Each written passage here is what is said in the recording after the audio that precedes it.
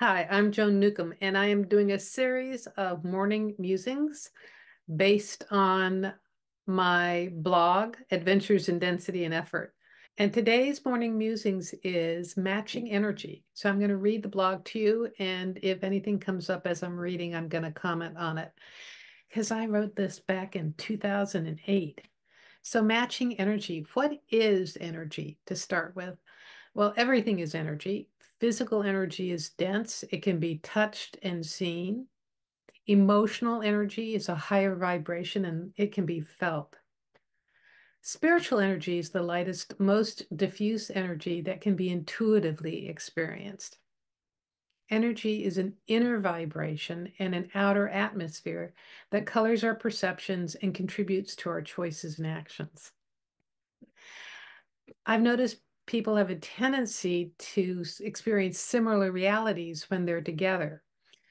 There's this kind of group energy.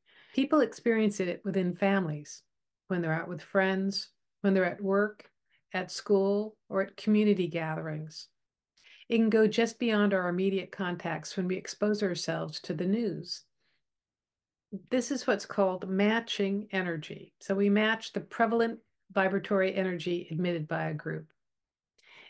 And I realized I wrote this back in 2008, and social media and Twitter, now called X, threads, and things like that have expanded exponentially since then.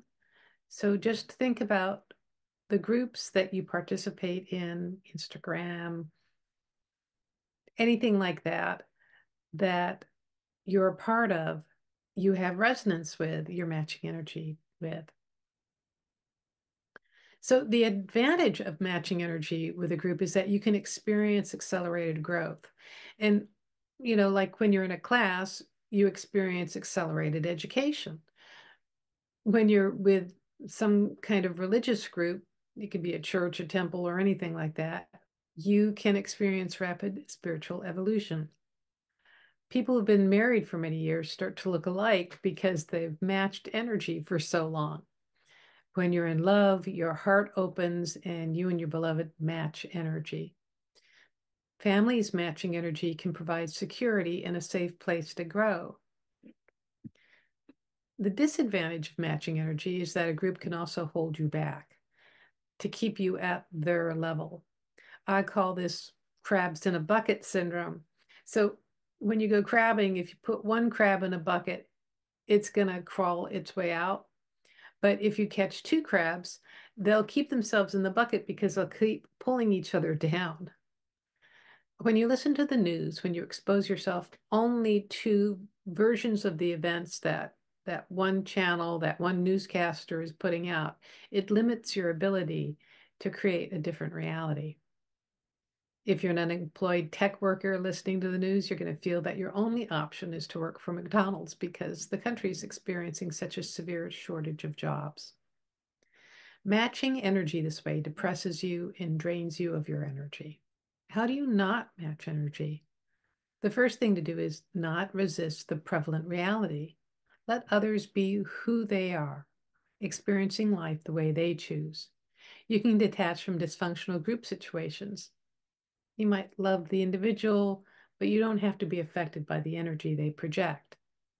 The next thing to do is to choose a different focus. You can turn off the news or just read selected parts of the news blog. Choose comedies instead of disaster movies. Give less time and attention to those groups that hold you back.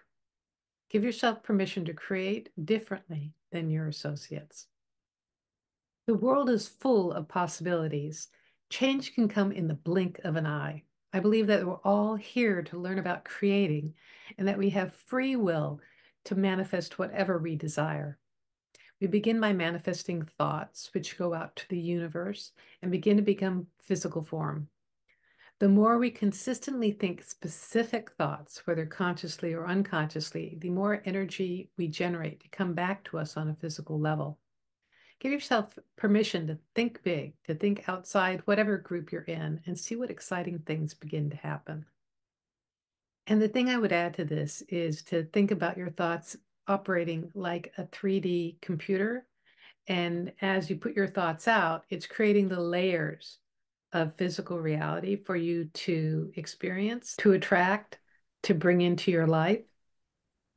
But your unconscious thoughts create these little air bubbles.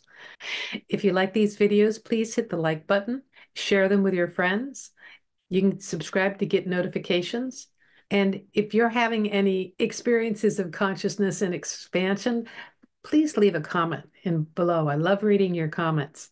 And if you want to know more, my website is joan-newcomb.com. I do individual sessions and I also have a coaching program. So if you want to know more, go to joan-newcomb.com and I'll see you tomorrow for another Morning Musings.